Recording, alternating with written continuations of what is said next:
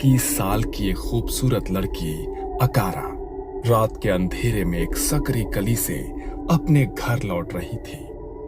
रात के तकरीबन 1 बजे होंगे।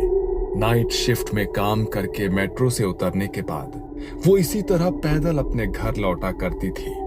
यूं तो शहर की सड़कें नियॉन लाइट्स की तेज रोशनी से नहाई हुई थी, लेकिन गली में पसरा सन्नाटा फिर भी अकारा के दिल की धड़कन बढ़ा रहा था। उसकी तेज सांसों और हील की खटखट के अलावा वहां किसी तरह की कोई आवाज सुनाई नहीं दे रही थी। अचानक अकारा को अपने कदमों के अलावा एक और कदमों की आहट सुनाई देने लगती है। घबरा कर वो मुड़कर पीछे देखती है तो पीछे अंधेरे सन्नाटे के अलावा कोई नजर नहीं आता।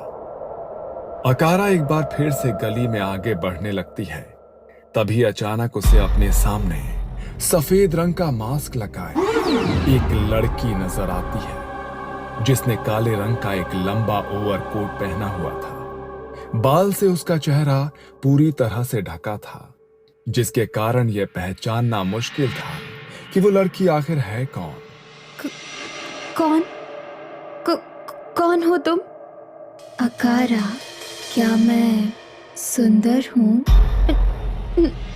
नहीं, ये नहीं हो सकता। मुझे यहाँ से जाना होगा। क्या मैं सुंदर हूँ? मैं मरना नहीं चाहती। मैं तुम्हारे सवाल का जवाब नहीं दे सकती। मुझे जाने दो। अकारा की बात सुनकर सामने खड़ी हुई लड़की अपने मुंह पर लगा सफेद मास्क उतारने लगती है, जिसे देखकर अकारा चीख कर जमीन पर बैठ जाती है। मैंने कुछ नहीं देखा। मुझे पता नहीं तुम कैसी दिखती हो। मुझे जाने दो। अरे कम ऑन, रोना बंद करो। अच्छा, आई एम सो सॉरी, मैं मजाक कर रही थी। यह अकारा की रूममेट थी, जो शहर में चल रही अफवाहों का फायदा उठाकर अपनी सहेली अकारा को डराने के लिए कोची साके ओना का रूप लेकर आई थी। ये बहुत ही भद्दा मजाक था आना। मेरा हार्ट फेलियर भी हो सकता था। एक तो वैसे ही आजकल कोची साके ओना का इतना खौफ फैला हुआ है, उस पर तू मुझे और भी डरा रही है। जा, मुझे तुझसे कोई बात ही नहीं करनी।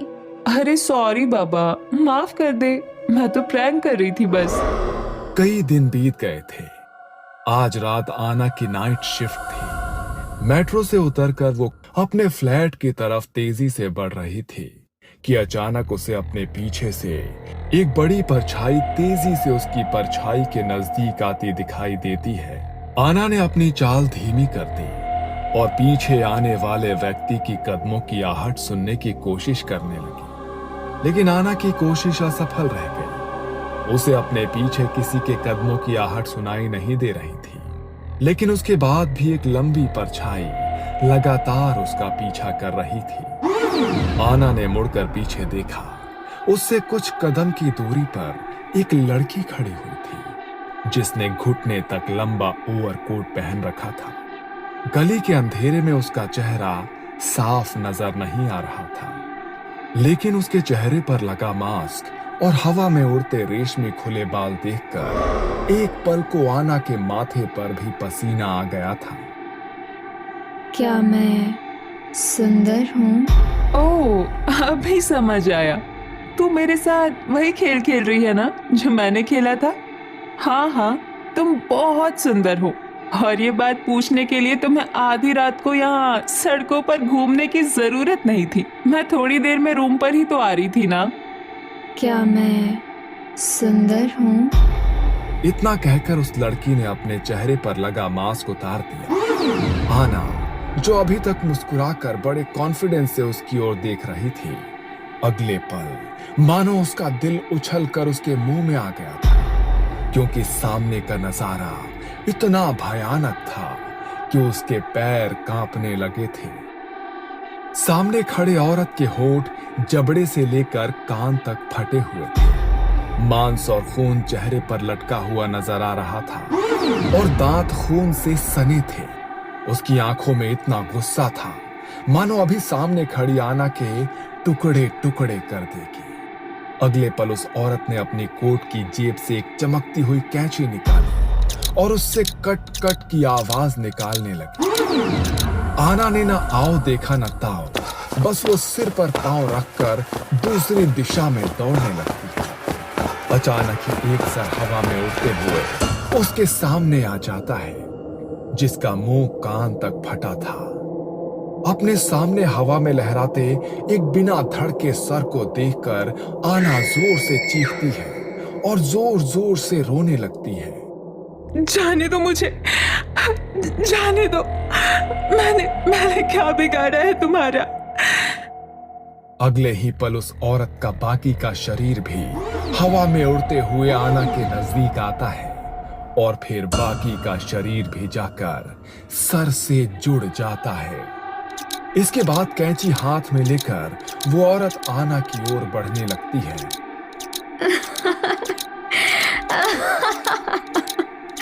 तुमने कहा ना मैं बहुत सुंदर हूँ, अब तुम्हें भी मेरी तरह सुंदर बनना होगा। बनोगी ना? नहीं नहीं नहीं, मुझसे गलती हुई। तुम बिल्कुल भी सुंदर नहीं हो। नफरत है मुझे तुम्हारे चेहरे से। तुम इतनी भद्दी हो कि तुम्हारी तरफ कोई एक पल भी नहीं देख सकता। की मौत के बाद शिबुया की गलियों में निकलने से पहले लोग कांपने लगे थे। कई मौतों के बाद पुलिस के हाथ में कोई सुराग नहीं लगा था कि आखिरकार एक के बाद एक हो रही इन हत्याओं के पीछे आखिर किसका हाथ है। ना तो हत्यारे का कोई सुराग लग रहा था, ना ही हत्या करने वाले का मकसद सामने आ रहा था कि आखिर कोई क्यों किसी को इतनी बुरी तरह तड़पाकर मौत देगा। ये सब किसी इंसान का नहीं, आत्मा का काम है। कोची साके यूना वही कर रही है ये सब, और अगर उसे रोका ना गया तो ऐसे ही हर रात किसी न किसी की मौत होगी। ये कौन औरत है? आखिर इसकी मौत कैसे हुई? कोची साके बेहद खूबसूरत थी, इतनी कि जो एक बार उसे देख ले उसकी नजर वहीं ठहर जाए। उसके पति को अब उसकी खूबसूरती से जलन और असुरक्षा महसूस होने लगी थी, इसलिए उसने अपनी पत्नी का घर से बाहर जाना, किसी से बात करना तक बंद करवा दिया था। फौज के बुलावे पर लड़ाई के लिए जाने से पहले उसने अपनी पत्नी कोची साके को घर के अंदर बंद कर दिया और उसे सख्त हिदायत दी कि वो घर से बाहर ना निकले। लेकिन आखिरकार वही हुआ जिसका उसके पति को डर था। पति के जाने के बाद लंबे समय तक अकेले रहने के कारण उसकी नजदीकियां एक युवक के साथ बढ़ गईं। एक रोज कोची साके का पति अचानक लौट आया और दुर्भाग्य से उसने अपनी पत्नी को दूसरे युवक के साथ देख लिया। गुस्से और नफरत से भरकर उसने पास में पड़ी कैंची उठाई और उससे अपनी पत्नी के चेहरे को बुरी तरह से काट डाला। कोची साके की मौत तो हो गई, लेकिन तभी से वो खूबसूरती और बदले की भूखी अतृप्त आत्मा बनकर घूम रही है। बस बहुत हुआ। अगर उसके प्रश्नों का उत्तर देकर ही इस मौतों के सिलसिले को रोका जा सकता है तो मैं उसका सामना करने के लिए तैयार हूँ। कोची साके की तलाश में पुजारी होशुमा आधी रात को टोक्यो की गली में निकल पड़ता है। कुछ देर तक वहां भटकने के बाद एक अंधेरी सुनसान गली में उसे अपनी ओर आती हुई एक काली परछाई दिखाई देती है। उस परछाई को देखकर होशुमा ने अपनी मुट्ठी में पकड़ा हुआ ताबीज और नमक कस के जकड़ लिया। जैसे ही कोची साके उसके नजदीक आई, होशुमा धीमी आवाज में एक मंत्र पढ़ने लगा। अचानक आसपास की हवा गहरी ठंडी हो गई और एक कांपती आवाज उसके कानों में गूंजी। क्या मैं सुंदर हूँ?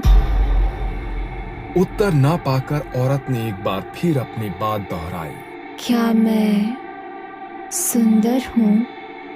और उसी के साथ चीखते हुए उसने अपना मास्क हटा दिया। उसकी भयानक चीख और खून से सने कटे फटे चेहरे को देखकर होशुमा ने किसी तरह खुद को संभाला और कोची साके की बात के जवाब में मुट्ठी में बंद नमक और वो ताबीज उसकी ओर उछाल दिया। नमक और ताबीज के उसके शरीर से छूते ही वो एक भयानक दिल कपा देने वाली आवाज में चीखी। गली में फैली धुंध और ठंडक के साथ कोची साके भी धुंध के साथ लापता हो गई। अगले कुछ दिनों तक कोची साके किसी को दिखाई नहीं दी। शहर में मौतों का सिलसिला रुक गया था। होशुमा को भी ये लगा कि शायद उसके मंत्रों की शक्ति ने कोची साके को मुक्त कर दिया है, लेकिन ये शायद तूफान से पहले का सन्नाटा था। अगले पल क्या होने वाला है होशुमा को अंदाजा भी नहीं था। आधी रात का समय था। पुजारी होशुमा एक सुनसान गली से गुजर रहे थे। अचानक उन्हें महसूस हुआ मानो ये गली खत्म होने का नाम ही नहीं ले रही है। वो जितना गली में आगे बढ़ते जाते गली और लंबी होती चली जाती। चलते चलते जब उनकी सांस फूलने लगी तभी उन्हें अपने पीछे से एक जानी पहचानी आवाज सुनाई देती है। तूने भी मुझे धोखा दिया। धोखे की सजा सिर्फ मौत है। मैं लौट आई हूँ और अब मौत का ऐसा तांडव होगा कि सब तमाशा देखते रह जाएंगे। होशुमा घबराकर नींद से उठ बैठते हैं। उनका चेहरा पसीने से भीगा हुआ था। ये कैसा सपना था? अगर ये सच में हुआ तो बहुत बड़ा अनर्थ हो जाएगा। अगले दिन रात का समय था। टोक्यो में रहने वाली मसातो अपने कमरे में मोबाइल पर वीडियो देख रही थी। अचानक ही उसकी मोबाइल की स्क्रीन ब्लैक हो जाती है और फिर मोबाइल स्क्रीन पर एक चेहरा उभरता है जो कोची साके ओना का था। जबड़े से लेकर कान तक फटा हुआ चेहरा और खून से सने दांतों वाली औरत को चीखते हुए देखकर मसातो के हाथ से फोन छूट जाता है। अगले पल मोबाइल की स्क्रीन का कांच टूटता है और कोची साके मसातो के सामने आकर खड़ी हो जाती है। अगली सुबह मसातो के कमरे की दीवारें खून से सनी हुई थीं और उस कमरे में खून से लथपथ मसातो का कटे चेहरे वाला बेजान शरीर पड़ा हुआ दिखाई देता है। ये सब क्या हो रहा है? मसातो का कमरा अंदर से बंद था। बाहर से कोई उसके कमरे में अंदर नहीं आया, तो फिर आखिर उसकी हत्या की किसने? पहले तो ऐसी घटनाएं सिर्फ शहर की सड़कों पर हो रही थी और अब घर में भी। आप बिल्कुल ठीक कह रहे हैं सर। 2 दिन पहले मेरी बहन की भी इसी तरह मौत हुई थी। मेरे अंकल का कहना था उन्होंने बाथरूम से कांच टूटने की आवाज सुनी। वह दरवाजा पीटते रहे लेकिन मेरी बहन ने दरवाजा नहीं खोला। उन्होंने साफ तौर पर मरने से पहले उसकी चीखें सुनी। वो मदद के लिए पुकार रही थी लेकिन कोई कुछ नहीं कर पाया और बस कुछ ही देर में इसी तरह खून से लथपथ लाश बरामद हुई थी उसकी। ऐसा लग रहा था किसी ने कंची से उसका पूरा चेहरा काट डाला हो। तुम ठीक कह रहे हो। ये कोई इक्का दुक्का घटना में नहीं हो रहा है। शहर के हर हिस्से में इस तरह की घटनाएं रिपोर्ट हो रही हैं। कोई मोबाइल हो तो कोई कंप्यूटर स्क्रीन के सामने मरा हुआ पाया जा रहा है, कोई आईने के सामने तो कोई चलती सड़क पर। ये हमारे शहर को अचानक हुआ क्या है? दूसरी ओर मुझे ऐसा लग रहा है जैसे वो कोची साके मुझे उकसा रही है। मैंने उसे रोकने की कोशिश की थी। वो मुझे दिखाना चाहती है कि मेरे रोकने से उसका कुछ नहीं बिगड़ा। अब वो दोगुनी ताकत के साथ लोगों की जान ले रही है। ये सब मुझसे ही शुरू हुआ था। मुझे ही इसका अंत करना होगा। देर रात गए होशुमा फिर से उसी गली में गया जहां उसका कोची साके की आत्मा के साथ आमना सामना हुआ था। वहां जाकर उसने कोची साके को पुकारा। कुछ देर बाद अचानक ही चारों ओर ठंड बढ़ने लगी। हवाएं इतनी ठंडी हो गई कि वहां पर सांस लेना भी मुश्किल होने लगा। गली में लगी लाइट टिमटिमाने लगी और तभी होशुमा ने देखा कि कोची साके ठीक उसके सामने खड़ी हुई है। क्या मैं सुंदर हूँ? कोई इंसान सुंदर हो या बदसूरत, अपनी जिंदगी अपनी मर्जी से जीने का अधिकार सभी को है। तुम्हारे पति ने क्या मैं सुंदर हूँ? कोई इंसान सुंदर हो या बदसूरत, अपनी जिंदगी अपनी मर्जी से जीने का अधिकार सभी को है। तुम्हारे पति ने तुम्हें तुम्हारी खूबसूरती के लिए नहीं मारा। तुमने जिससे प्यार किया था उसने तुम्हारे सुंदर मन को चाहा था, चेहरे को नहीं। तुम भी बस मेरे चेहरे को सजा दे सकती हो, मेरी आत्मा को नहीं। होशुमा की बातें सुनकर कोची साके अपने कानों पर हाथ रखकर जोर जोर से चीखने लगती है। मुक्त कर दो अपने आप को। तुम्हारी सुंदरता तुम्हारी दुश्मन नहीं बनी, तुम्हारी जान उसके पागलपन ने ली। तुमने बेगुनाहों की जान ली है। तुम सुंदर नहीं बदसूरत हो। इतना कहकर होशुमा अपने साथ लाए हुए पवित्र आईने को उसके सामने कर देता है। उस आईने में अपना कटा फटा खून से लथपथ बदसूरत चेहरा देखकर कोची साके चीखते हुए एक धुएं में बदलकर हमेशा के लिए गायब हो जाती है।